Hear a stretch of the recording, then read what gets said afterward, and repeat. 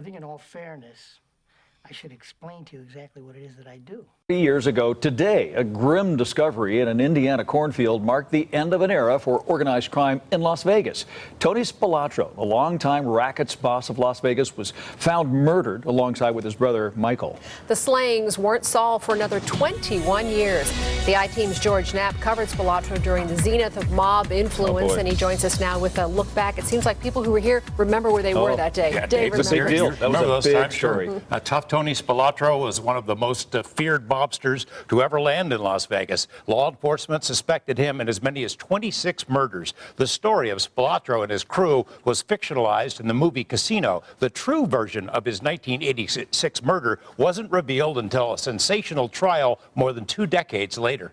We're worried about. You guys got to cut it out. I'm warning you now. All right? A few words from Tony Spilotro were usually enough to stop people in their tracks. He was the undisputed king of street rackets in Las Vegas in the 70s and 80s. Spilotro earned his ferocious reputation as an enforcer on the mean streets of Chicago and was sent by outfit bosses to Las Vegas, an ambassador of sorts, where his primary job was to quietly protect the skim, millions of dollars being stolen from mob-controlled casinos. But Spilotro and his crew didn't keep a low profile for long. As in the case of Tony Spilotro, the hole-in-the-wall gang, the robberies and the burglaries, the loan sharking and so on that came with it, and they had free rein to do whatever they wanted to do as long as it didn't create too much notoriety. Attorney Jeff Silver, back then part of the Gaming Control Board, was targeted for murder after helping to lead the investigation of the skimming operation.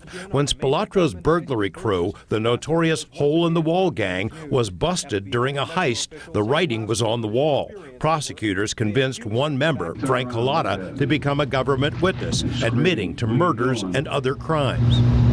And I shot him again. In June 1986, Spilotro was lured back to Chicago, supposedly with the promise that he would be promoted and that his brother Michael would become a made man. The two men were suspicious but drove away to a meeting. They never returned. In the movie Casino, the Spilotro brothers were beaten with baseball bats in a cornfield, then buried while still alive. The real story is different. It all came spilling out in 2007 when 14 mob figures went on trial in Chicago, accused of 18 murders, including the Spilotros. The FBI's Operation Family Secrets relied on testimony from key mob figures. One defendant, Joey the Clown Lombardo, had been Spilotro's boss. Admitted hitman Frank Collada emerged from the Witness Protection Program in 2007 and gave his first interview to the I-Team. We asked his opinion about who okayed the Spilotro murders. Joe Lombardo. Well, he was Tony's boss and he was my boss. Meaning you guys reported directly to him? Oh, Tony did. I reported to Tony. So Joe relayed the messages to Tony. And do I think that Joe Lombardo was involved in it? I think that they would have to go to him for an okay on it, yes. Lombardo and 4 other mobsters were convicted in the trial. According to witnesses who participated in the slayings, the Spilotros met their end in the basement of a home in the suburb of Bensonville. They were beaten and strangled, then the bodies driven to Indiana for burial. 9 days later, a farmer found the grave. DNA from the crime scene helped build the case 21 years later. Spilotro's longtime lawyer, Oscar Goodman, who went on to become mayor of Las Vegas, successfully defended Tough Tony in multiple cases and remembers a different guy than the feared killer. Well, we spent so much time together, George. I couldn't help but having that kind of relationship. I must have represented Tony on 4 or 5 murder cases. I represented him on racketeering cases, on black book cases. Only the good in Tony Spilotro. You know, I heard the FBI screaming and yelling that he killed 26 different people. And the only thing I could say to that is shame on them. If he killed 26 people, they should have put him in jail for a day. They didn't even do that.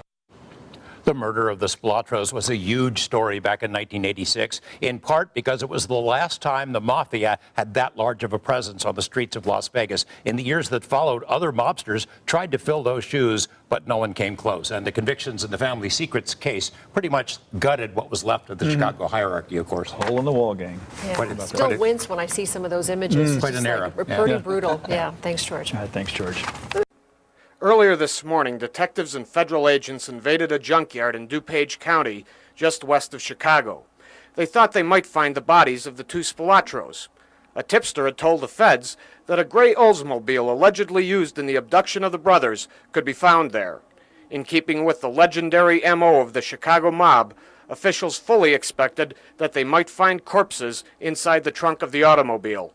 In the end, they found nothing to tie the junkyard or any of the cars there to the Spilotro disappearance, and the search was called off. But late today, there was a minor breakthrough on another front in this investigation. You'll remember yesterday we told you that law enforcement officers had been unable to determine the whereabouts of two top Spilotro lieutenants, Paulie Shiro of Scottsdale, Arizona, and Joey Hansen of Marina del Rey, California. Well, today police are reporting that they've spotted Hansen in Los Angeles and that he seems hale and hearty. Shiro, however, is still reported to be among the missing, and officials are said to be intensifying their efforts to determine his whereabouts.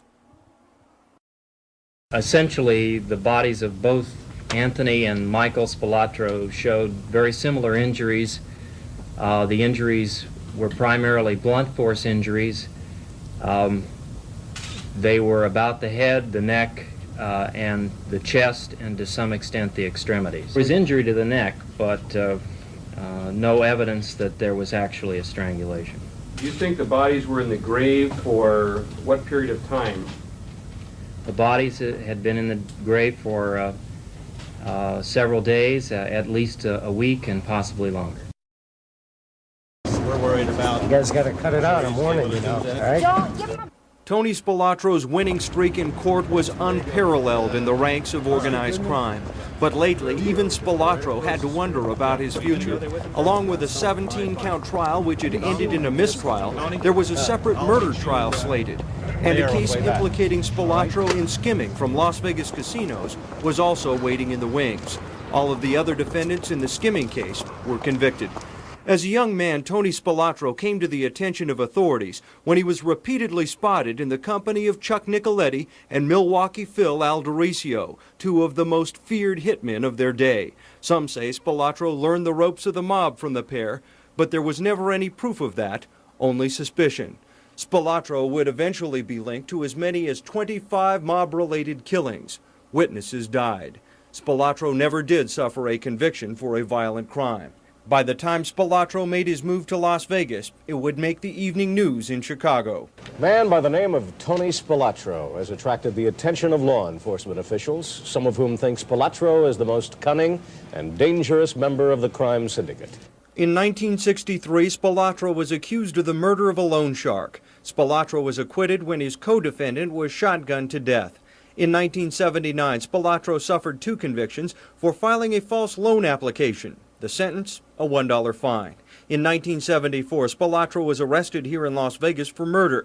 The case was dropped. Later that year, Spilotro was accused of defrauding the Teamsters Union. All of the defendants, including some of the top men in the Chicago mob, were acquitted after the untimely death of the prosecution's star witness. A 1981 racketeering case is still pending in court. Prosecutors were appealing that case. In 1983, Spilotro was tried for the torture murder of 2 Chicago street punks. He was acquitted. There were at least 15 other arrests, not a single conviction. Law enforcement officials had yet to beat Spilotro in court. A longtime Chicago mob observer reported, "Some predict Tony will take a big fall someday, but it hasn't happened yet. So far, Spilotro has lived a charmed life." That charmed life ended last week. If the killers follow true to form of most mob hits, Spilotro's murderers will likely go unpunished. Mark Fierro, Eyewitness News 8.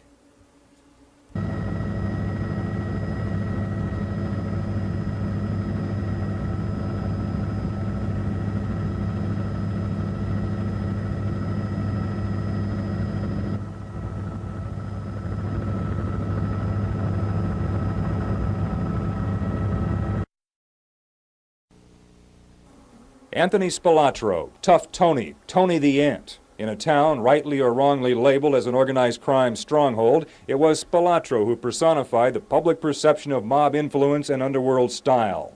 The FBI tailed him for a decade, trying to put together a case that would put Spilotro behind bars. In the end, it may have been former friends and allies who took Tony off the streets permanently, perhaps making law enforcement's job easier. I think that his passing now will probably have an effect of somewhat of a deterrent in lessening the crime rate here in Las Vegas. Federal authorities believe that Chicago underworld leaders entrusted Las Vegas to Spilotro to supervise loan sharking, burglary rings, extortion, and other rackets. Ferran says operations will be disrupted without an iron-fisted boss man. Some victims may, victims being those who borrowed the money, may find themselves getting a pass because there is nobody here to collect. There may also be individuals at a lower level than was Spilotro and others who may still be around collecting. Mr. Spilotro's death now leaves the alleged overseer of Las Vegas spot vacant. Ferran explains that with dozens of crime figures from Chicago, New York, and other cities recently convicted or indicted, there may be a shortage of mob men available who could run Las Vegas's rackets as profitably and as efficiently as federal authorities believe Spilotro did. Richard Urey, Eyewitness News 8. As the bodies of Anthony and Michael Spilotro were finally released by authorities, the families of the reputed mobsters learned that the Chicago Archdiocese has forbidden a public church funeral. It's not the first time church officials here have taken that stand where organized crime is involved. To avoid scandalizing the faithful, Joseph Little Caesar DeVarco was denied a public mass last January, but DeVarco had been found guilty of racketeering and died while in federal custody.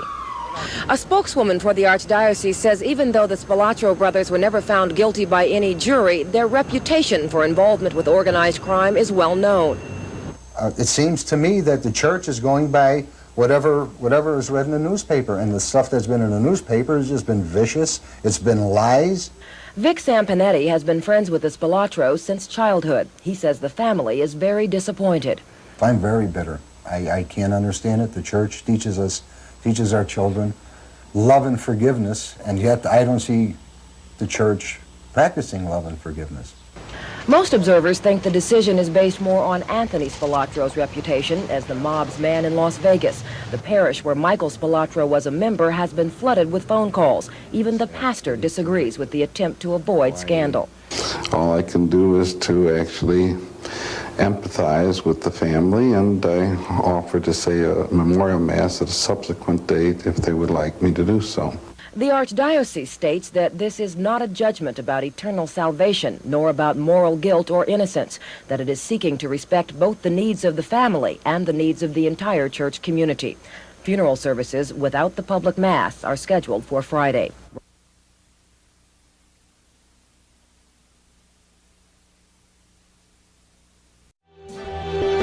God swept